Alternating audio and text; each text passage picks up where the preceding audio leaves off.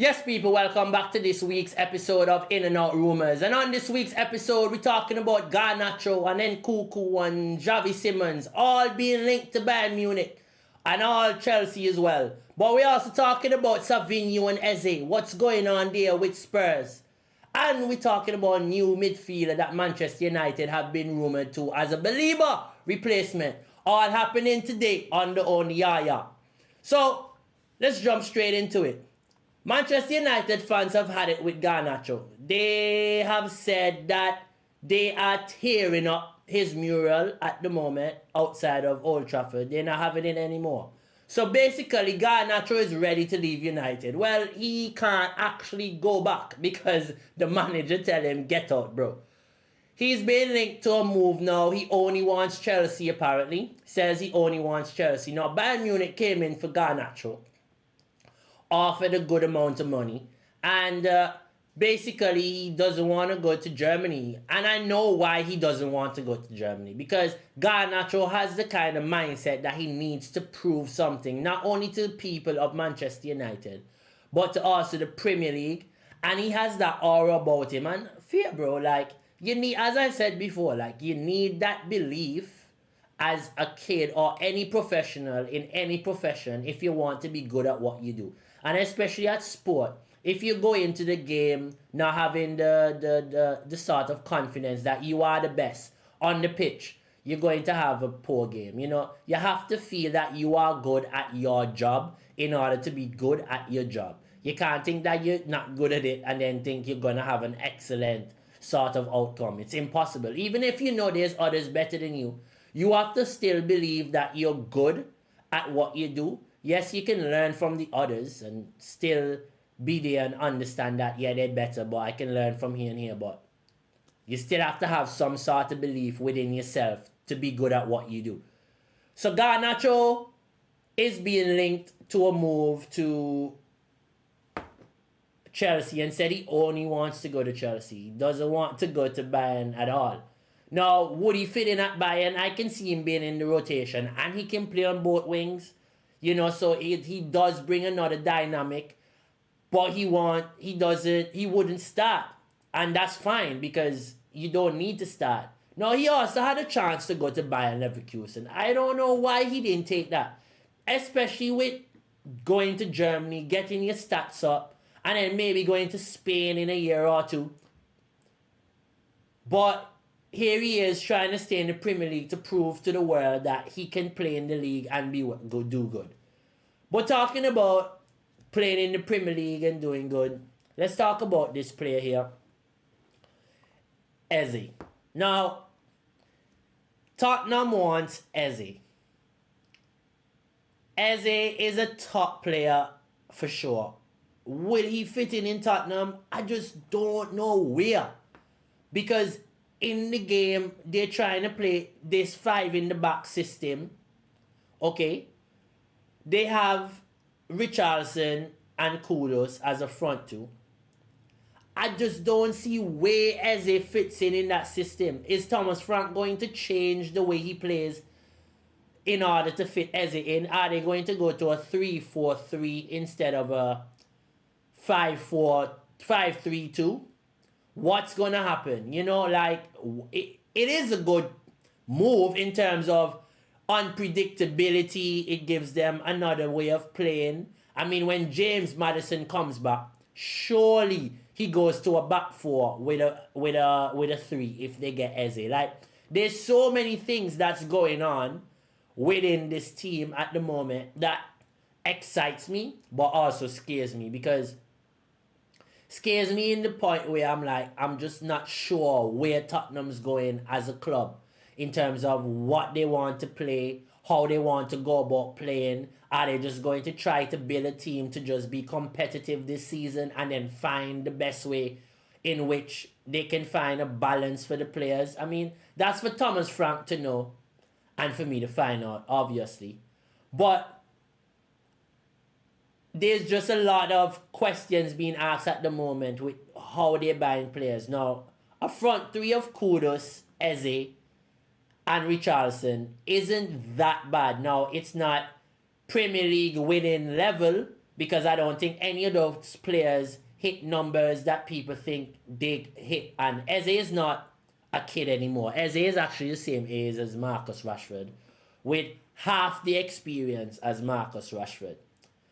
Now, Kudus is a top player, but he's not a numbers merchant. Like, he would probably get this season 12 goals and 12 assists, which is a good return for a winger. But in a two-man striker system, you need a bit more than just 12 goals. You understand? Now, Ollie Watkins and the other top strikers within the league aren't hitting a lot of those goals. But if you're playing in a two-striker system, what you usually get from your third attacking player, it needs to be from a dominant goal scorer within that system. Now, Brentford got away with that because they had Mbeumo, right? Brentford could have afforded for them to play in a way that allowed them to have Mbeumo. And Mbeumo was a 20-goal scorer, while Wizard was not far away from having 20 goals. So you have to be scoring a lot of goals as a front two in order to deal with the deficit that you suffer from not having a third attacker. Now, Tottenham also want Savinho. Now, if they get Savinho, you see what I mean with all the mix-up of those players. Now, I get that you need rotation within your whole system and you need players to be able to play more than one place or whatever. But you can't have rotation when all the players that you're buying, you're promising them first team games in terms of being an important player. Kudus didn't leave West Ham to go to Tottenham to say, hey, you're sitting down on the bench.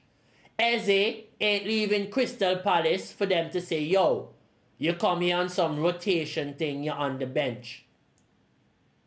Richarlison is probably the only player they promised that he's part of the rotation. But then does that mean they're going to play one of those players up front? Nah.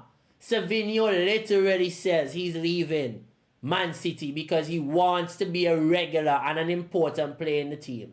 Now, he nearly started so many games for City last season. So it's not like Savinho going to Tottenham is him not getting game time. So if he's saying he wants to be an important player, that means imagine what Tottenham has to be like promising Savinho as well. So are they really going to try to force Thomas Frank to fit all these square pegs in round holes? Because if you think about the dynamic of the team, okay, you're going to play Kuda, you have to change the formation. Probably he is going to change to a back four after this, because I don't think him seeing all that quality he has in front of him, he's going to play a back five. I think that was just to play PSG so they could have had a chance to win the game, in which they did. But if PSG was not in their... If PSG wasn't in their first phase of their preseason, they probably would have slapped up Tottenham. So, Manchester United now has been linked to a young midfielder in this guy called Lucien Agomi. Now, Lucien Agomi is a young French midfielder, top quality, 23 years old.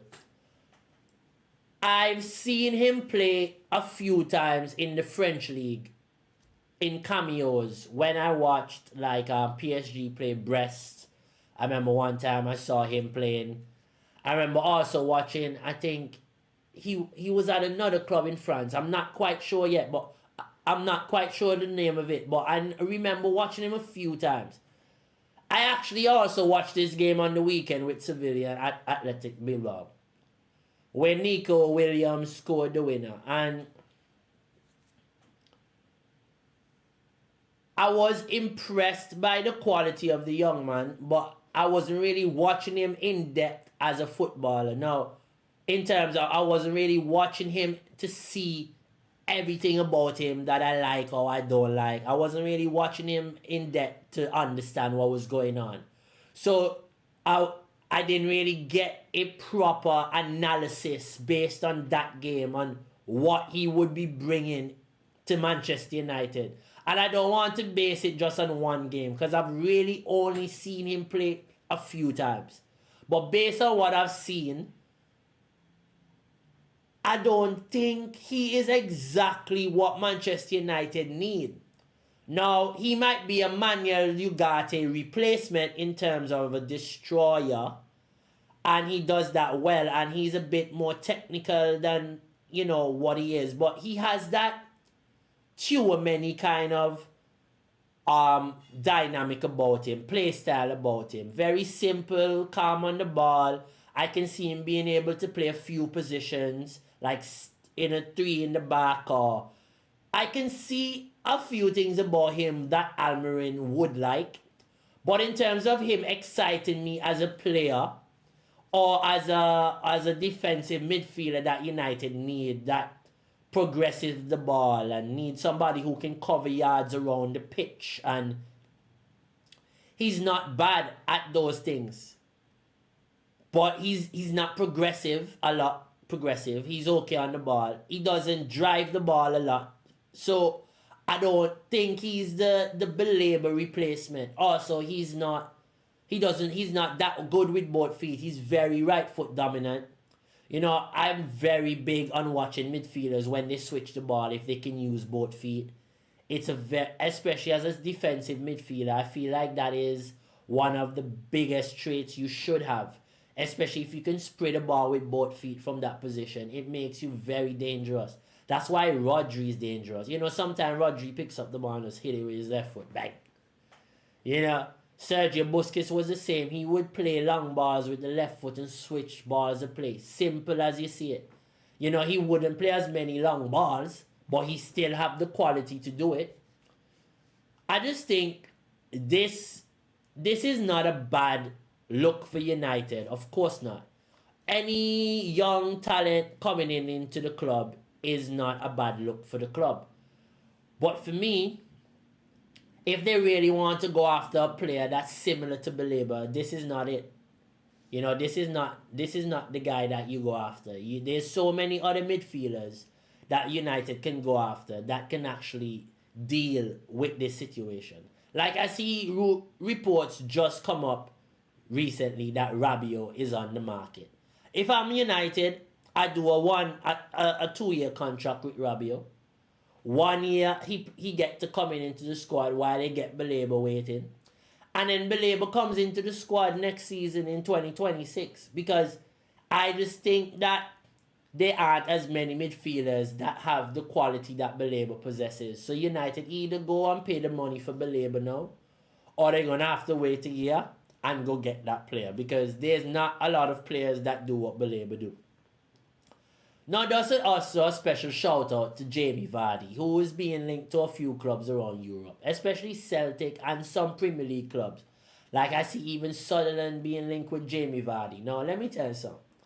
If Jamie Vardy come back to the league, I'll be happy, because Jamie Vardy is one of those players that have really got to, like, he's aged in like fine wine. He's not Cristiano Ronaldo, so a lot of people don't talk about him in that manner. But Jamie Vardy scored a lot of his goals later down in his career, in his 30s. And now, I just don't think he's lost as much sharpness. He's still quick. He's still good in transition. He runs the channels well still. He hits the ball like a fucking rocket.